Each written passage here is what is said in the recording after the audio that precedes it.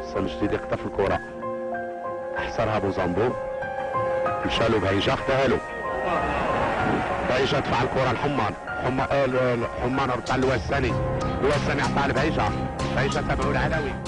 1959 سنة كتأرخ الأول ديربي تقام بين فريقي الوداد البيضاوي لكرة القدم والرجاء البيضاوي. ضربة زاوية لصالح الوداد. الفريقين كانت ولادتهم على يد شخص تعطاه لقب الأب جيجو، واللي هو في الأصل محمد بن الحسن العفاني، والمعروف عند الجميع بالتونسي. زاد الأب جيجو أو محمد العفاني سنة 1900 بتونس. هذه الأخيرة كان الأب ديالو كيتردد عليها بحكم عمله التجاري، وفي إحدى الفترات استقر بتونس. بعد العودة فضل والد جيجو أنه يرجع لموطنه الأصلي تارودانت بقرية إسافن جنوب المغرب، بحيث كانت عنده أملاك كثيرة آنذاك، إلا أن جيجو الشاب اختار أنه يستقر بمدينة الدار البيضاء، وكان أول سكن ليه درب الدالية بالمدينة القديمة، وهنا غادي يلتحق بصفوف الدراسة. حصول أب جيجو على شهادة البكالوريا سنة 1917 أهله أنه يحصل وبسهولة على منصب إداري مهم. المنصب الإداري ما كانش هو الشغل الشاغل الأب جيجو، بحيث اتجه مباشرة والأسباب غير واضحة لميدان الكرة، ولهذا التحق بفريق اليوسا الفرنسي سنة 1922، وهنا غادي يلتصق به والبقية حياته لقب جيجو. خلال هذه الفترة بدا الأب جيجو كيتجه للميدان الإعلامي، بحيث بدا كيشتغل ككاتب هاوي بجريدة لو بوتي ماروكان. قول للسامعين ديال راديو ماروك قول لهم بارك الله فيك شنو هي الحاجة؟ اشنا والله يجازيك بخير تجميل. هذه واحد الحاجة هذه حشاوة لله. ربي يجعلني في هذا الدين العزيز اللهم لك الحمد بكل فرح باش نمثل بالاسم ديالي اللي عطاني الله تبارك وتعالى، ويفرحوا بي على كل حال في الغالب اللي انا مسلم. المسألة الأخيرة اللي غادي نسولك عليها، واش بان لك في هذه المباريات الأخيرة أن الكواليات المغرب تقدموا على داك الشيء اللي كان من زمان أم لا؟ كاين واحد المسألة في هذا الباب هذا، لأنه اللاعبين فنيين مرققين، ولكن اللاعبيه ديال زمان كانت لهم قوه فنيين واحد الشيء، ولكن التكوين ديال هذا الوقت واحد الشيء كبير. ولكن مع مراد الله الناس ديال زمان كانوا ناس لا مولعين شي بالخمر لا مولعين شي باسموس، يعني شروط للرياضه. واظن الفكر ديالك ان عدد ديال اللاعبيه المغاربه اذا مشاو اسبانيا او فرنسا ينجحوا. لانه على كل حال نصادر بالعاد من اللاعبيه، لانه انا اولا في القلب ديالي كنفرح، لانه تنقول عندنا ما عندناش شي واحد ولا جوج هكذا، عندنا بلعه. بارك الله فيك العربي هذا اللي كتنشر الرياضه المغربيه الناس لا يسكت في المغرب سلامة وعافيه ويسلم عليك دائما وتبارك. جزاك الله ربي. السلام عليكم ورحمه الله. السلام ورحمه الله تعالى وبركاته.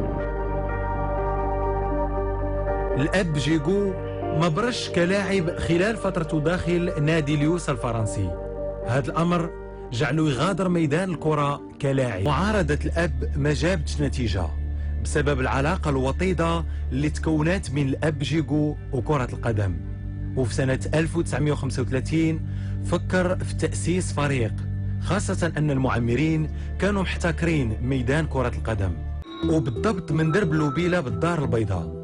بدا كينتقي الأب جيجو اللاعبين حتى اكتملات المجموعة، واصبح المشرف والممول الوحيد للمولود الجديد. تسمية الوداد تنسجات حولها العديد من الروايات، لكن الأكيد هو أن في تلك الفترة كان النادي كيشرف عليه محمد بن جلون، ثم التحق الأب جيجو بالفريق ديالو بهذا النادي واللي عطاه اسم الوداد. الروح الوطنية اللي كانت في الأصل هي الداعي لتأسيس الفريق، استمرت داخل أرض الوطن وخارجه، وعبرت على راسها بطريقة خاصة خلال مباراة جمعات فريق الوداد مع بن العباس الجزائري بداية الخمسينات.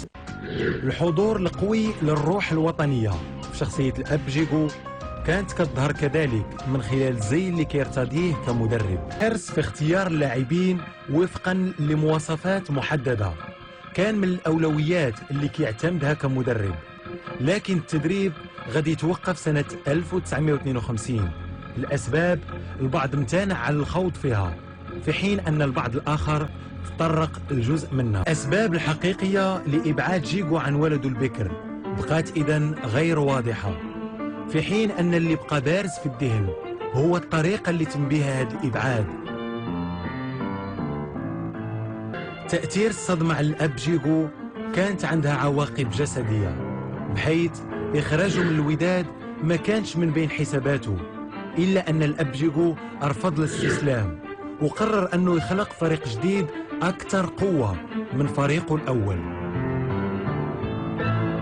مضاعفات الصدمة ما منعتوش من ممارسة لعبته المفضلة داما، بحيث كان كيتردد على مقهى بدرب السلطان المسمى آنذاك مقهى الرجاء، وهنا بدا كيلتقي بمجموعة من المسيرين لإحدى فرق الأحياء خلال سنة 1952. صعود فريق الرجاء للقسم الوطني الأول كان وراه لمسات واضحة للأب جيجو، لكن اختلفت الآراء حول صاحب الفضل الحقيقي لهذا الصعود. استقطاب لاعبين صغار داخل الفريق أعطى نفس جديد للأب جيجو، لكنه ما استطاعش ينسى فريقه الأول الوداد البيضاوي، فالأب جيجو ظل كيحتفظ ليه بحب خاص. وخلال سنة 1968 غادي يتوقف المسار الرياضي للأب جيجو بسبب تدهور حالته الصحية.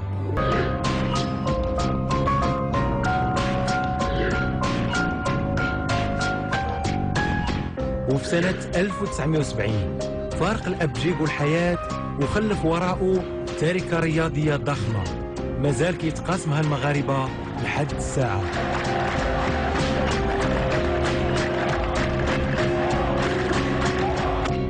تركة خلقت عند الأب جيجو صراع داخلي تمثل في عدم قدرته على تفضيل أحد الفريقين. هذا الصراع الودي ورثوه محبي كرة القدم اللي قدروا أنه يكونوا حاسمين في اختياراتهم في الوقوف وراء العلم الأحمر أو العلم الأخضر.